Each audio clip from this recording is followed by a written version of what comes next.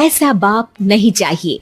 एक बड़े शहर में रतनलाल अपनी बेटी संध्या और छोटे बेटे कुणाल के साथ रहता है। रतनलाल बहुत गरीब है और शराबी किस्म का आदमी है। वो रिक्शा चलाकर अपना जीवन यापन कर रहा है। रतनलाल एक अधेड़ उम्र के आदमी योगेश्वर को कभी कभी अपनी रिक्शा से मार्केट या मंदिर छोड़ता है और कभी कभी बाजार से उसका सामान भी ले आता है। एक दिन रतनलाल योगेश्वर से कहता है, साहब, आपके पास गाड़ी है, फिर भी आप कभी कभी रिक्शा से क्यों जाते हो? इन शहर की गलियों को आराम से देखना मुझे बहुत पसंद है। ठीक है साहब, मैं चलता हूँ, कल फिर आऊंगा। अरे रतनलाल, रुको तो। मैंने सुना है कि तुम अपनी बेटी को कुछ पैसों के बदले किसी को दे रहे हो। अभी किसी को बेचे नहीं तो क्या करे साहब। एक छोटा बेटा है, उसको पढ़ाना भी है, उसकी देखभाल भी करनी है, और अगर मैं बेटी को घर में रखूंगा तो उसकी शादी कैसे करूंगा साहब। तुमको कितने पैसे मिल रहे हैं? अब 50,000 साहब। देखो, मैं तुमको पूरे 20 लाख रुपए देता हूँ। तुम अपनी बेटी संध्या को मुझे दे दो। हैं? 20 लाख? धन्यवाद साहब, धन्यवाद। मैं कल ही उसे आपके पास छोड़ जाऊंगा साहब। अगले दिन रतनलाल संध्या को हमेशा के लिए योगेश्वर के यहाँ छोड़ आता है और बदले में 20 लाख रुपए लेकर घर आ जाता है। रतनलाल जिंदगी में पहली बार इतने पैसे पाकर बौखला गया। उसने एक अच्छा घर लिया। कुणाल, अब हमें कोई चिंता नहीं है, तो अब अच्छे से पढ़, खूब मन लगाकर पढ़ाई करना। पापा, मुझे पढ़ाई करना अच्छा नहीं लगता। अरे तूने अगर ज्यादा बकवास की ना तो बहुत मारूंगा। कल से तू अच्छे स्कूल में जाएगा तो जाएगा, हाँ बस। कुणाल का एडमिशन एक अच्छे स्कूल में हो जाता है, लेकिन आए दिन स्कूल से शिकायत आती ही रहती है। 10 साल बाद एक दिन प्रिंसिपल मैडम रतनलाल को स्कूल में बुलाती है। रतनलाल, आपका बेटा कुणाल बहुत आवारा हो गया है और ये बिल्कुल भी पढ़ाई नहीं करता है, बल्कि उसका दिमाग गलत कामों में जा रहा है। अब मैं उससे बात करूंगा मैडम। ठीक है, आज ये आखिरी मौका है, अगली बार तो मैं उसे स्कूल से ही बाहर निकाल दूंगी। रतनलाल घर आ जाता है और कुणाल से कहता है, कुणाल बेटा, मैं तुम्हारे ऊपर इतना पैसा लगा रहा हूँ, फिर भी तुम स्कूल में सही से क्यों नहीं पढ़ते हो? आप तो रहने ही दीजिए, मैं सब जानता हूँ कि ये पैसा कहाँ से आया है। और वैसे भी अब ये पैसा मेरा है, मेरा जो भी मन होगा मैं करूँगा। आज के बाद मैं कभी स्कूल नहीं जाने वाला। रतनलाल को अपनी बेटी की याद आती है और वो रोने लगता है। 5 साल बाद कुणाल एक दिन एक लड़की को शादी करके घर ले आता है।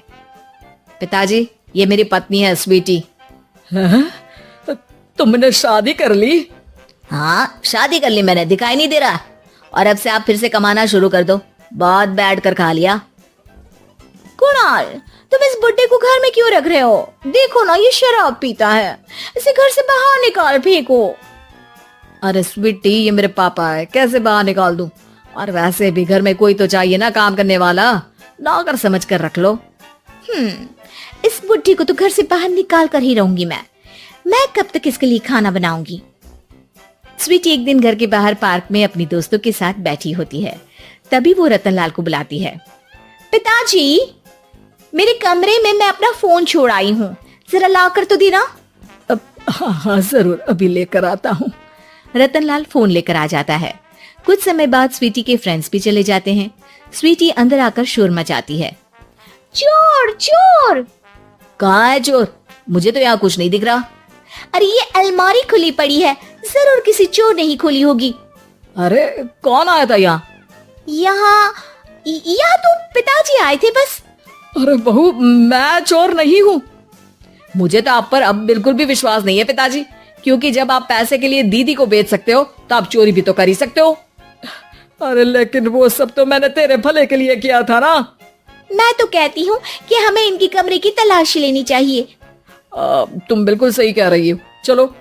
स्वीटी और कुणाल दोनों रतनलाल के कमरे की तलाशी लेते हैं और उन्हें वहाँ स्वीटी की ज्वेलरी और पैसे मिल जाते हैं। मैं तो पहले ही जानता था कि चोर आप ही हो।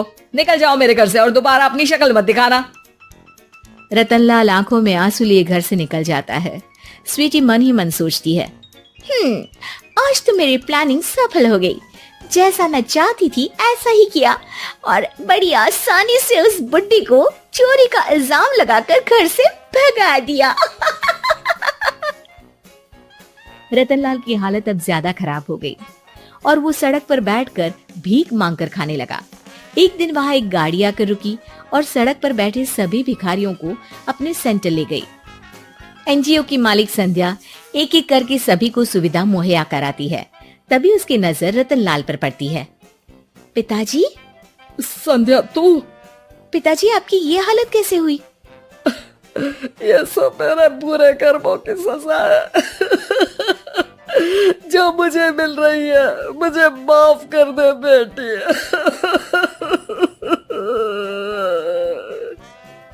पिताजी, मैं आप पर बिल्कुल भी गुस्सा नहीं हूँ, क्योंकि आपने मुझे यहाँ भेजकर अच्छा ही किया। मेरी जिंदगी बदल गई। लेकिन ये सब हुआ कैसे बेटा? आप ये नए कपड़े पहनो, तब तक मैं योगेश्वर अंकल को बुला कर लाती हूँ। योगेश्वर अंकल? हाँ अंकल। योगेश्वर जी ने तुझसे शादी नहीं की थी? नहीं तो पापा, उन्होंने तो मुझे पढ़ा लिखा कर इस काबिल बनाया है कि मैं आज सबकी सेवा कर पा रही हूँ। रतनलाल पश्चाताप करके रोता रहता है। तभी योगेश्वर भी वहां जाता है। रतनलाल जी, आपकी ये हालत कैसे हुई? इतने सारे पैसों के बावजूद भी? क्योंकि मैंने बेटे और बेटी में भेदभाव किया था। लेकिन आपने ये कैसे किया? मुझे ये जानना है, बताइए। सालों पहले जब संध्या